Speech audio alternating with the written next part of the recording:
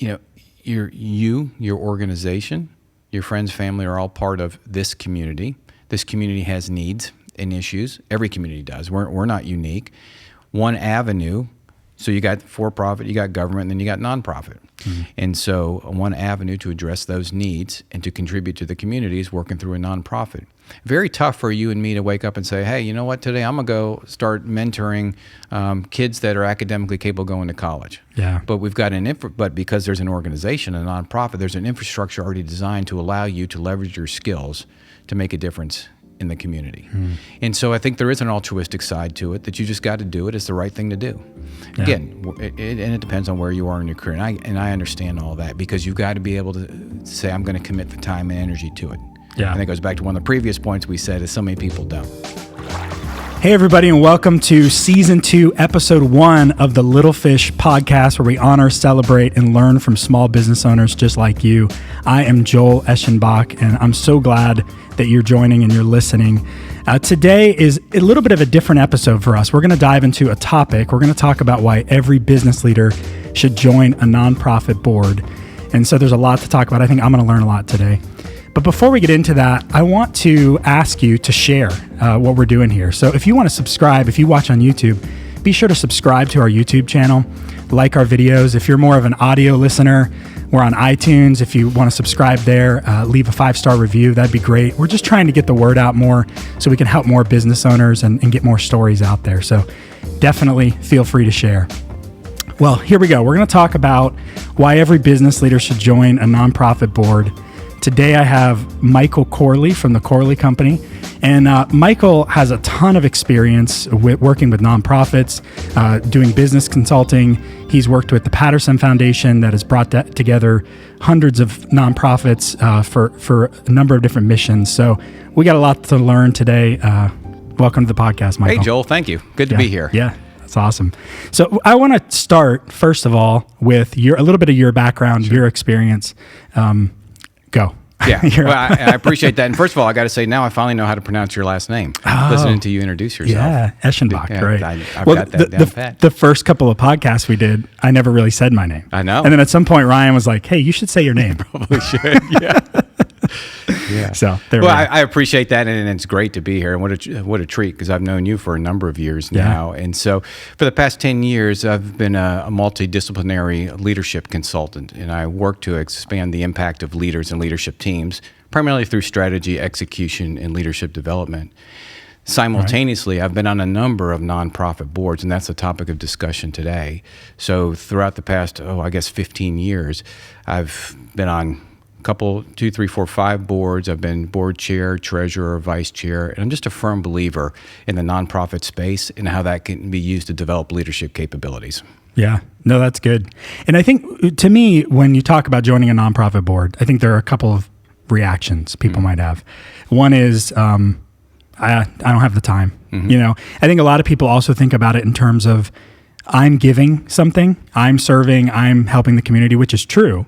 But I like how you have this idea that there are benefits for the business owner, or business leader, or person who's on the board too. It's not just about serving the nonprofit. It's about what you can get out of it too. Yeah, in some ways. It really is. And it can be a double bottom line. You hear that a lot in the space.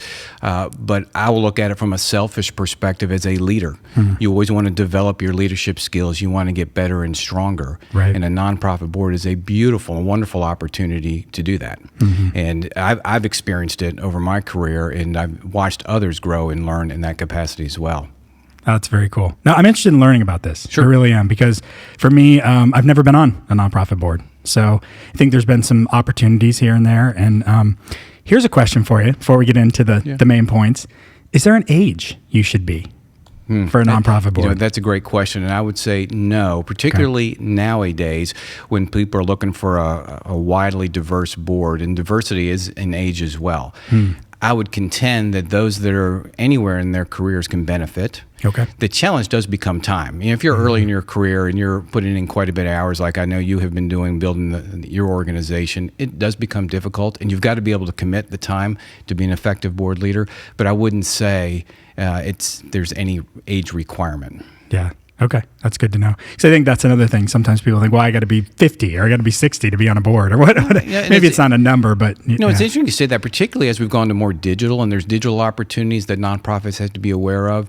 I know in a board I'm on right now, we talk frequently about, can we get some younger people on the board Yeah. they're more experienced in that than we older people. Right. All right. Well, let's dive into the points we're going to go over. Yeah. The first one that you've got is every leader should join a nonprofit board because it's a great leadership development opportunity. So tell us a little bit about that. Sure. So you're a leader and you're running your company or you're running your division or whatnot, and you're in your logic box. You're in your day to day. And so what do you do to develop your leadership? Well, you go to a conference. You read a book, and those are all helpful and actually very will give you a baseline, a foundation, small f, a foundation for leadership. But how do you apply that? Leadership's all about experience. Right. So when you join a nonprofit board, you're not only being able to apply what you're seeing and learning in real time, but you're observing others, and you're immediately thrust into a leadership role and position. Just by nature of being on a board of directors, and there's a number of responsibilities to be on a board of directors, you're a leader of the organization. So you're able to apply and experience leadership in real time. That's cool. Yeah. I think for me, you're having that, when you said having that ability to be able to watch and observe other people, that's really good. Because not just watch them teaching like at a conference, but watching them in the interaction part of a board. And with nonprofits, so we've covered this in previous episodes when we've interviewed nonprofits, but nonprofits make boards make the decisions on nonprofits, for those who don't know, in most nonprofits. And so there is a responsibility there and a weight to carry, especially some of these nonprofits that deal with the lives of a lot of people, they deal with a lot of money. So there's a responsibility there and a cultivation, I guess, of that. Well, yeah, and you touched on so many points there. So there is a legal fiduciary obligation as a board member that everybody has to understand, that you are obligated as an officer of the organization to do what's in the best interest of the organization, to attend meetings, make decisions, those things. So that's one. And then you were talking about watching other leaders in action, and that's probably been what's been most beneficial to me, particularly as I was younger, is if you're younger and you're on a board, it's a board of older people, typically people in the community that are leaders of other organizations, companies, and so you're able to watch them in real time. How do they address financial issues? How do they address donor issues? How do they address staffing and HR issues, which are prevalent in nonprofits just as in for-profit organizations? Right. Yeah. There's a lot to learn there, for lot. sure. Oh, all right. Well, I'm already ready to do it. All right, we're going to get you. Let's look at number 2, exposure to different operating models. Yeah. So, I'm really interested in this one. What do you mean by that? Well, the first one is for-profit versus nonprofit. So for-profit, to me, I would contend it's easier to run a for-profit than a nonprofit. Yeah. And people are going to go, oh, that's crazy. But a for-profit, it's very clear. It's black and white. It's revenues and expenses and a bottom line. That's what you're shooting for. Yes, there are ancillary things that you try to accomplish, but at the end of the day, if you don't make enough money, you're not going to stay in business. Right. For a nonprofit, you are trying to address typically a social situation where there's not black and white revenue expense opportunity. Right. You are not in a position to choose your clients in a lot of cases. Right? If you're trying to eradicate homelessness, you don't choose. This I'm going to work on this person and not that person. Yeah, right. And it's typically those that you're in a situation where it's those that don't have the financial means. Hence, you're doing it as a nonprofit. So in order to understand that tests your leadership skills and your management skills to look at things differently. And those experiences you can bring back to running your organization. So that alone is tremendous. And then if you break it down within nonprofits, there are different operating models. You've got some that do sell products and services to then reinvest in the mission. So that's earned income, and that's very fascinating. And in fact, a plug for one of my clients, the Patterson Foundation, has a tremendous initiative teaching nonprofits how to do this. You've got others that may be event-driven. You've got others that are grant-driven, and those are the ones that struggle a little bit on a typical basis, and we saw that the last recession as grant funding drops. So you get exposure to all these different ways to operate, and then how do you create an organization around that operating model? And that can only make you better in your day-to-day job. Right. Yeah. And it's interesting, even when we work with nonprofits on the marketing side, you've got a couple of different audiences to deal with. You've got your volunteers, you've got your donors, you've got your people that you serve, would essentially be kind of that customer, like you said. But it's interesting that I didn't really think about that you're not really choosing. You're not really, you can't say to one person, with a business, technically you can kind of walk away or say, I don't think we're a fit. When you're serving a community, you are all in, you're committed to that. And so you have to be strategic and think through that. Oh yeah, you really are. And that forces you as a for-profit executive to think differently, because that's not how I came from, the for-profit world and still in it.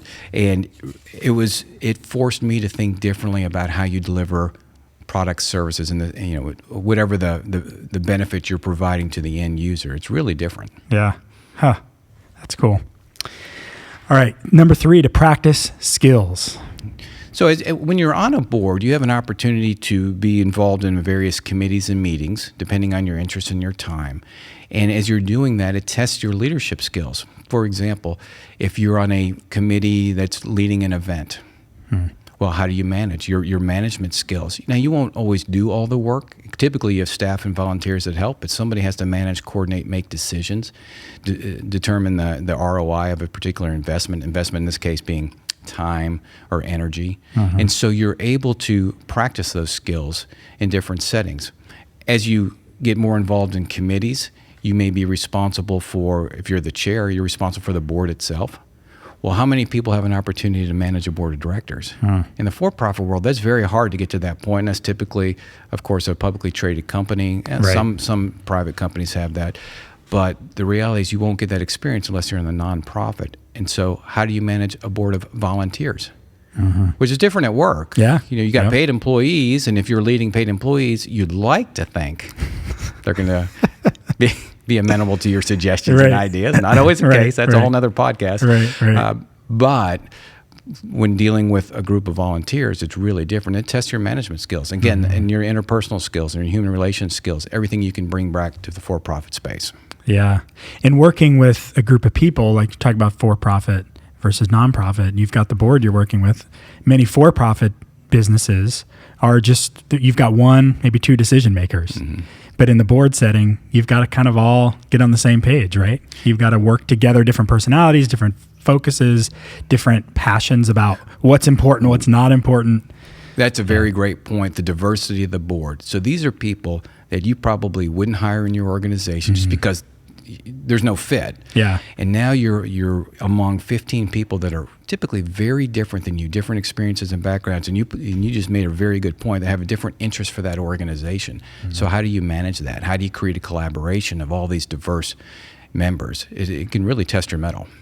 Yeah, and I'm kind of wondering with people, because everyone's got their own why of why they're on a nonprofit board.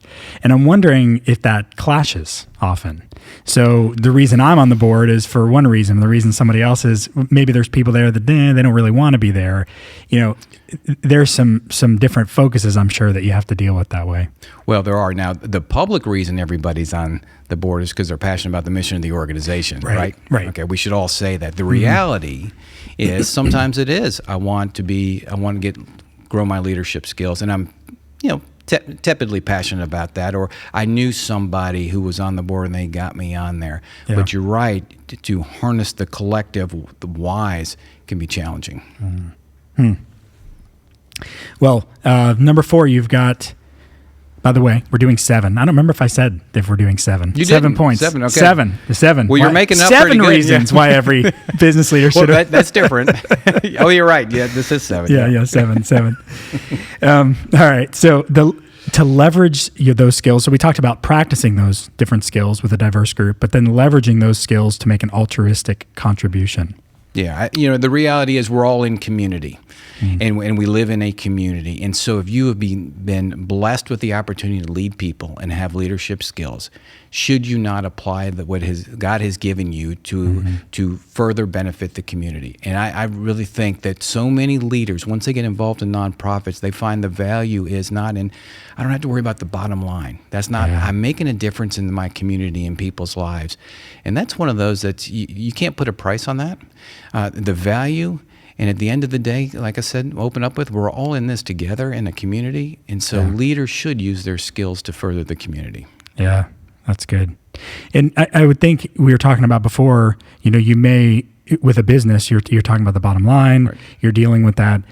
But when you don't have maybe that responsibility, like you said, then you can focus your attention on other things. I know running a business, it's a lot of pressure sometimes with the bottom line. Now, in the nonprofit board, it's not that you don't have any involvement with that, right. But that's not like your main focus. Correct. Right? That's not your sole focus, and that's not what really drives you. Yes, you need money to operate, and yes, the argument is, nonprofit is just a tax status, and that's a whole nother discussion, and they should be run properly and effectively.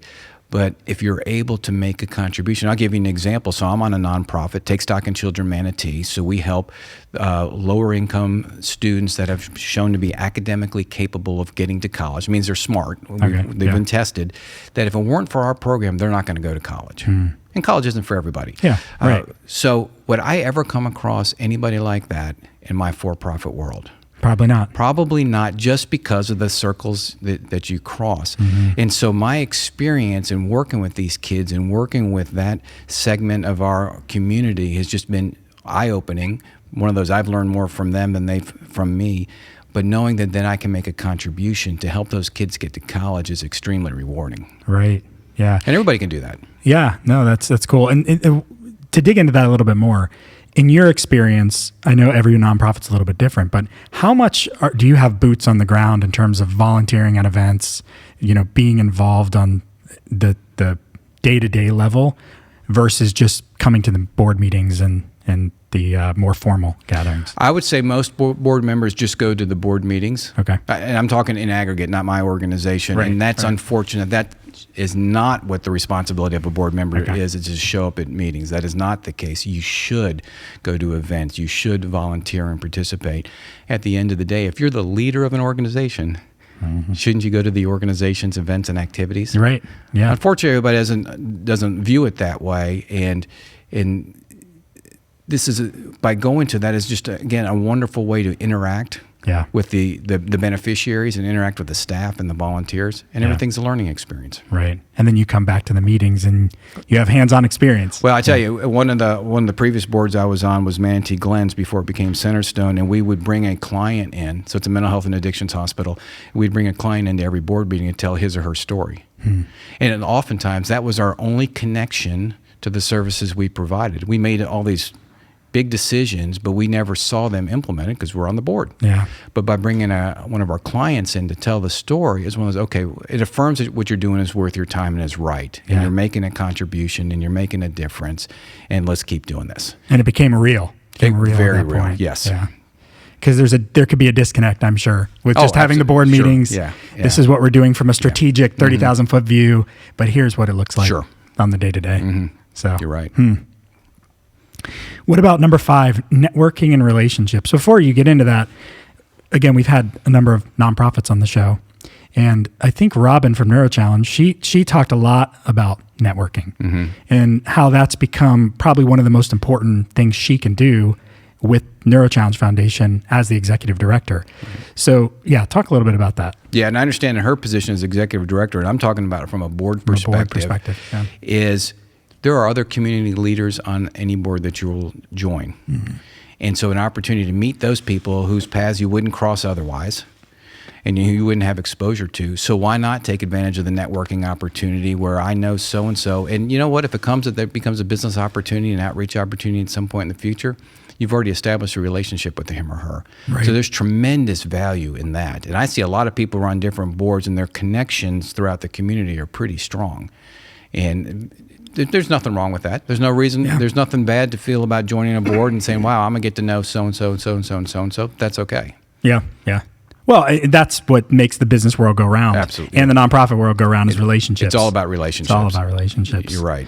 And it doesn't matter whether we're trying to build those relationships online or in person, but in person, it's always better, I think. It is. At the end of the day. Not always as efficient, but it's better. Yeah, that's true. In a world of like, hey, it's got to happen right now. We want it online, but that in person. Yeah. And it's pretty cool because even in the circles just running a business that I've been, whether it's different networking groups or just meeting people, it's really, that goes back to what you're saying about exposure to different operating models. You get this idea of how other people view the world, how other people run things. And it does, I think it does a couple of things where it makes you, it kind of realizes we're in this together, but it also challenges you in those areas where you do things different than somebody else. Oh, I mean, you're like, okay, I can learn from that. So not only are we networking that way, and helping one another and building friendships and relationships, but we're also challenging one another. Oh, it's interesting. And that reminds me of a story. So when I was on the board of Manatee Glens, we had this board member. He was older. He was a reverend.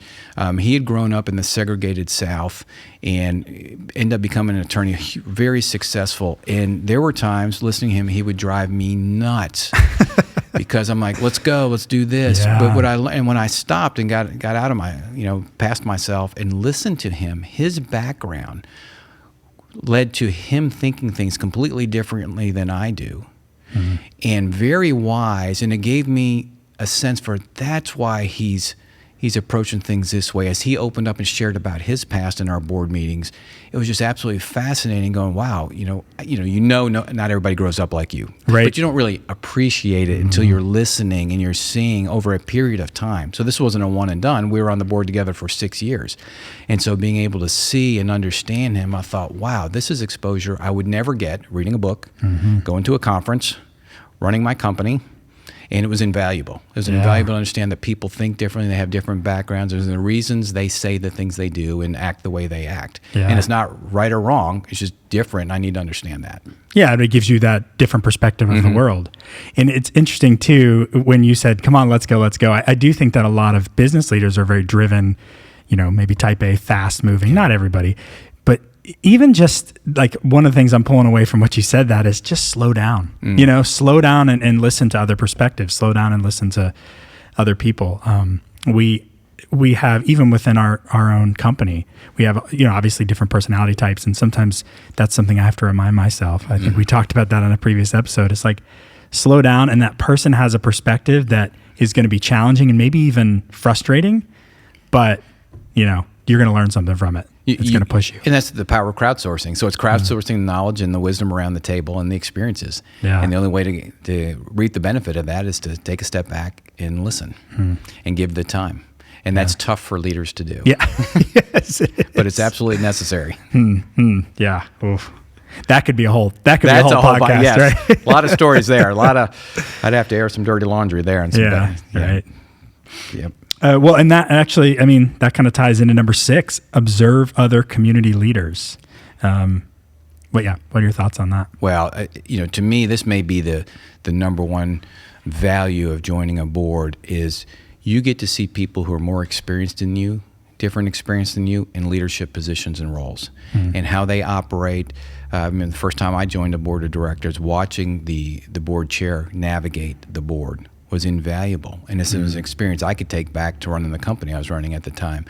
So and I never would have crossed paths with this individual in any other way, except we had we were on the board together. And so you can learn from so many people who are on the board. And I use it as an opportunity to take them to lunch. And the excuse is, we're on the board together, we should probably get to know each other. And what a great way to learn how other people operate and to see them in action. And so to me, especially one of your original questions was, is there a certain age? If you're a young member, you can learn so much by watching more experienced leaders in board positions that you wouldn't have an opportunity elsewhere. You probably can't call them up and say, let me come sit with you for an hour, 2 hours every month. Yeah. But you can see them in a board meeting. Right. And then you've already got that kind of initial relationship built. And it becomes, the mentorship relationship, kind of like even a mastermind in some way, right? It very well can. Yeah, you're absolutely right.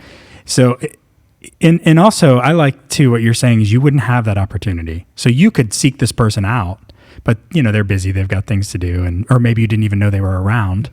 And then you have that opportunity there where you make that connection. And I can't tell you how many C-level people I know, and it's just because I sat on a board with them or her, and it affords me the opportunity. If I need to, I can drop them an email and they'll respond, or I can call them. Now, if you tried to do that, not knowing them, they're not going to ignore it. They're going to ignore it.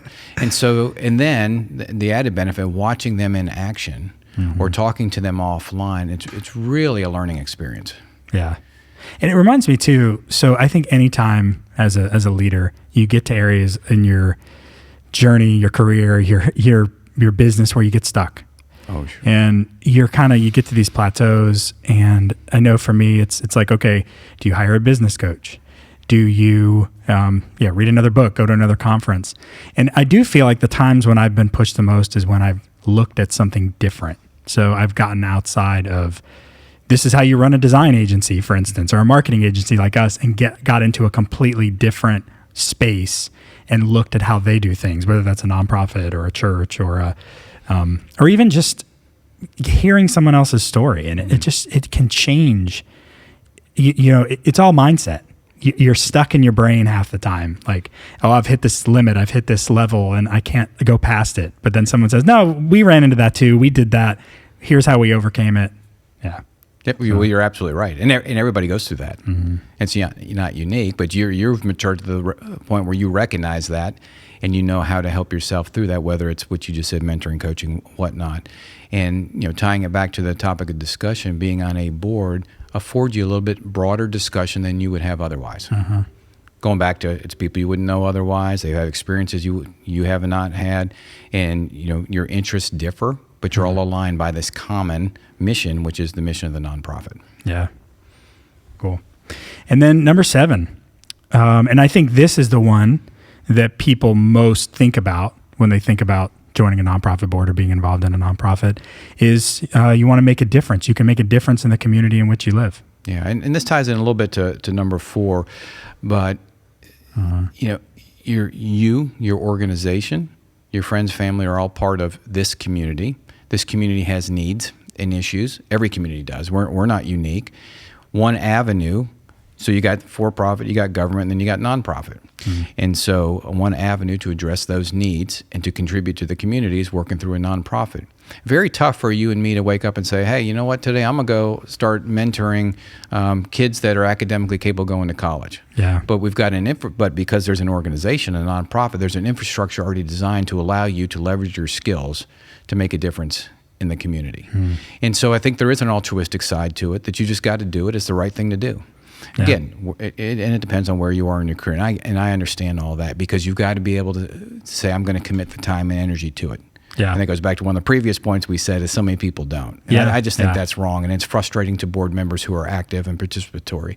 So they're just kind of, people just show up. It's an obligation at that point, right? And they're not, they're not prepared. They don't read the board notes, board prep meeting. They're not prepared to come in and really make a decision and participate. Mm-hmm. And then they may skip a couple meetings. Yeah. And that's just it's not fair to the organization and to everybody else. And I would contend, and you're not going to ask the question, but I'm going to tell you that you shouldn't be on more than 1 or 2 boards. 1 or 2 boards. I know people that are on 4, 5, and 6. And unless you're retired, that could be different. But for those of us working, I just don't see how you do it. Yeah. And really contribute. Mm-hmm. And go to the events and all those things that are expected of you. And so what ends up happening, a few of them get shortchanged. And then that's not fair to that organization, that executive director, that board. Yeah. And we're going to talk a little bit about, and we've got a free resource about this. We're going to talk about 5 things you should know before joining. We're not going to talk about it. The free resource is going to talk about it. I wrote it, but I didn't memorize it. But it kind of plays into that because I've known a couple of people that have been on boards that either the board wasn't very active, people weren't that motivated and pumped, excited about it, or the board really didn't have much say. So, it was just kind of a straw man that was set up. Hey, there's a nonprofit board, but they're not really doing much. Really, it's the director or, somebody who's making the decisions. How do you figure out, right, if it's the right board? What are your thoughts? Well, that is a great, I'm chuckling because that's a great observation. And so going back to if you're looking for your board that you wanted to join, I'd start first and foremost with mission. I mean, what gets you excited? Is it kids? Is it animals? Is it homeless? Is it whatever it is? You really need to start there. And you may say, well, it's maybe this or that. Okay, then who's on the board? Do you like the executive director? Because typically you'll enter the board through the executive director / CEO and or another board member. Typically the executive director will invite you or ask you, to go to lunch or whatnot. Typically after he or she has already met you through an event that you volunteered at or attended. type of thing. But I think from your perspective, a prospective board member, you want to look at the mission. You want to look at the executive director. Do you like him or her? Because you can work more closely with them, and then look at the composition of the board. And are there people on there that you respect, that you've heard about? Are there people that are on multiple boards that are on that? What are the requirements of being on the board? So there's a series of things you can look at before you decide which board. Yeah. And my guess is there are probably 10, 15, 20 that would meet your criteria. And then it becomes a timing thing. Right. Well, and that's the thing, right? So I find 2 or 3 boards or 2 or 3 nonprofits, maybe one that I'm really passionate about. What do I approach? Yeah. Somebody, do I wait for them to invite me? What's the I know there's the natural networking thing that happens, but what if I was interested in pursuing that as an option? Well, natural networking for sure, but go to an event. Everybody has events. Go volunteer. Yeah. On the board I'm on, we've had several people start off as volunteers. And then they learned about the organization, and we learned about them, and then it became a natural fit for them to move to the board. So just become invisible. So it's not and no executive director, no volunteer coordinator is going to ignore you if you say, hey, I'd like to volunteer and help out a little bit. Just to learn about your organization. Right. No, we don't want you to volunteer. We're doing a race. We're doing this event. Would you come? Yeah. And you say you'll do it. Yeah. That's a great way probably the best way to figure out if you want to join that board. And then work your way into the queue, because there are, there are term limits. There's times when people are coming on and off board, so a slot would have to open. Yeah, that makes sense. Yeah, and you want to be involved at the core level of the nonprofit before you jump up to the leadership level. Yeah, it gives you a better perspective when you're at the leadership role. Yeah. And going back to the community side here, it gives you the opportunity to be involved in the community in which you live. Let's talk a little bit about, is there an opportunity to join boards that aren't in your community? There are typically. So I would, yes. Okay. Typically you'll start locally because it's just a natural place to be. Yeah. What I've observed on the larger boards that are more national in nature is that's very much connections and what can you bring to the table? Who do you know? Pick at a Red Cross or whatever the national ones are. It's really about who knows whom, what you can bring to the table, what organization you're associated with. And so much easier, I would argue, to become part of a local board. Yeah. But then again, if you have the passion for something large and you're passionate about Red Cross or whatever case it may be, you can do the exact same thing. You can reach out to them. But then at that point, you're either doing remote meetings, or you're doing, flying somewhere and traveling somewhere to do it. That's right. So, yeah, most of them are probably remote, and they'll meet together, I don't know, a couple times a year. Again, it depends on the nonprofit. Yeah. And the size of the organization. Because when you're getting to those national nonprofits and you're talking hundreds of millions and billions of dollars, the responsibility there is tremendous. Yeah, and they're going to be looking for certain credentials probably that the smaller nonprofits wouldn't be. Correct.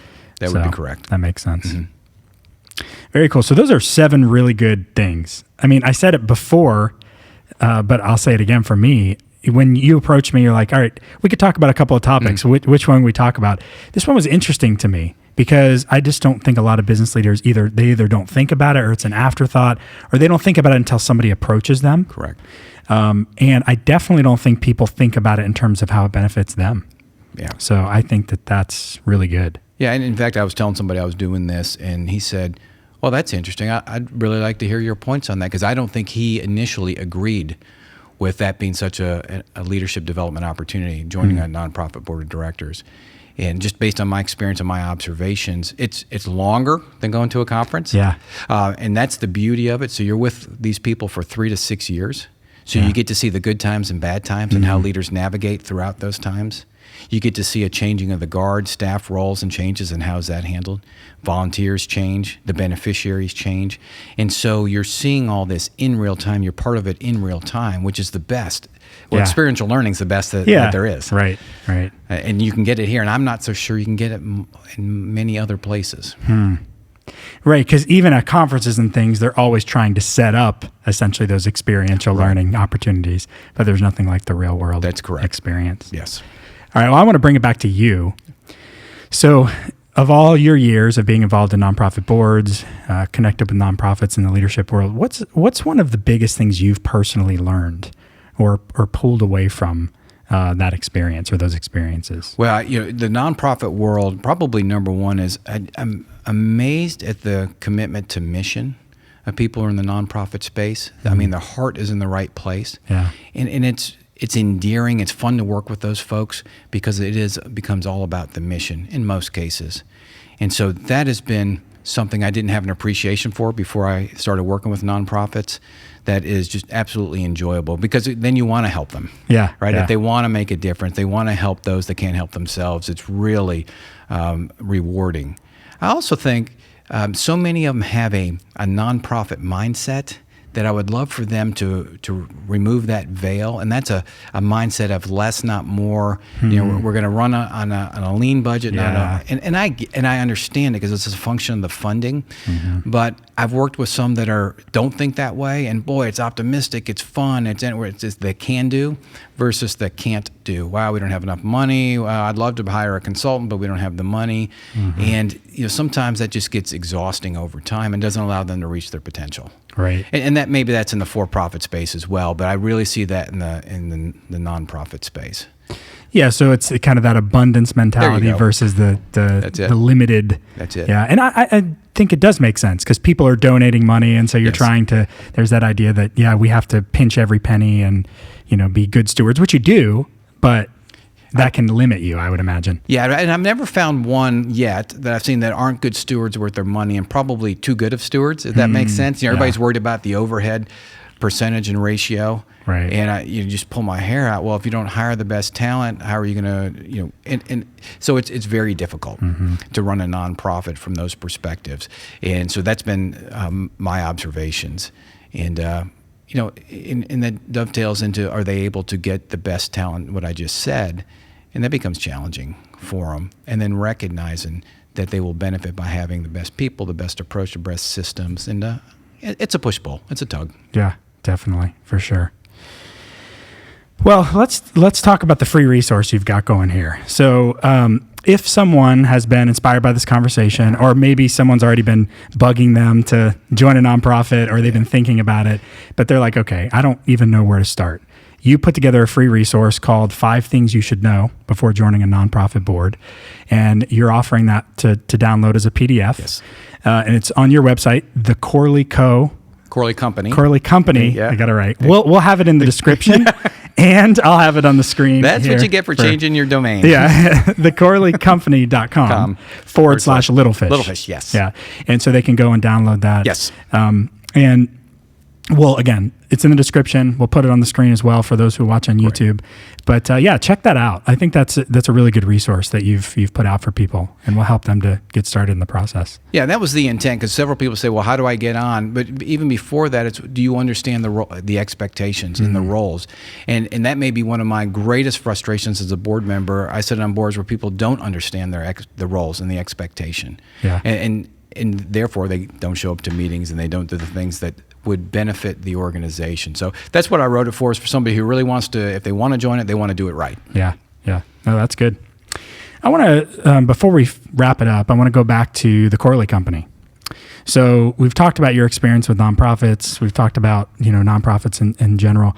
But tell me a little bit about the Corley Company, what you do, what you help people. I know you do some consulting, some coaching. So before we wrap up, let's talk about that a little bit. Yeah. Well, it's all premised on the belief that I believe everybody can be a good leader. Okay. And unfortunately, not everybody's been trained to be a good leader. I joked with somebody the other day, I may be the last generation that was actually trained when I came out of college and joined an organization and went through management leadership training. Those programs just don't exist anymore. Yeah. So I see a lot of leaders now in positions that they struggle just because they don't know what they don't know. I mean, they're very good at what they do, but they don't know what they don't know. So my consultancy is to help leaders and leadership teams grow their impact. And so that can be done through strategic planning. I do quite a bit of strategic planning. I facilitate board retreats. I facilitate a lot of strategic discussions where people are just trying to get their arms around what are we doing and what direction do we need to go in. Yeah. And then advising and coaching. Yeah. And so working with them one-on-one or as a team to develop their leadership skills. Because at the end of the day, an organization is only as effective as its leader is. Yeah.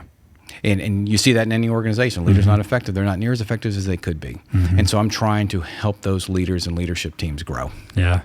And that outside perspective is just invaluable. I mean, having that, bringing someone in to no matter what it is in your leadership role, like if you're coaching them personally, if you're coaching them in terms of the company and the direction of the company, mission, that sort of thing, it's just having that outside perspective is huge. It's a big deal.